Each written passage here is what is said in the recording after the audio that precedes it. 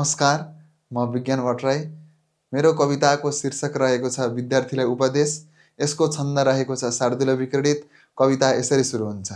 देखे गर्नु प्रणाम कोही गुरुहरू, झुक्नु सधैँ माथले।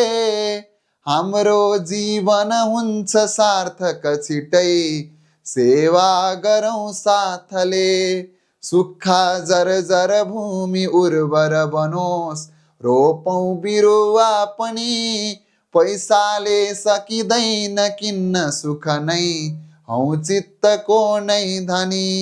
गर्नु स्नान उठेपछि जप सगै, रम्नु सधैँ ध्यानमा। पढ्दै पुस्तक एक चित्त मनले, डुब्नु सधैँ ज्ञानमा। श्रद्धाले गुरुदेवको वचनमा, विश्वास गर्नु सधैँ। सानालाई माया र आदर ठुलाको गर्नु तिमीले सधैँ। पाल्नु हुन्न कदापि लोभ मनमा, लौ बन्नु दानी अब। राखे निर्मल चित्त भित्र भगवान, बन्छन् सुखी मानव।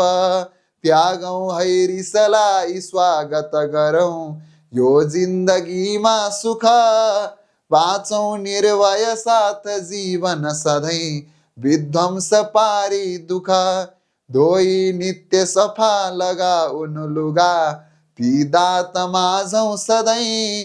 छाडौँ फोहर गर्न शुद्ध र सफा, पारौँ धरा यो अझै। हाम्रो धेर प्रयास साथ नमुना, पार्नु छ विद्यालय। बाँड्दै ज्ञान जताततै अब हिँडौँ, यी शिष्यको होस् जय। छाडी पाप कमाई पुण्य मनले, संस्कार सिक्दै गरौँ।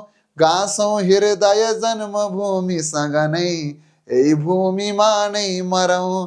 छाती गौरवले फुलोस् प्रणयले, यो देश मेरो बलोस्।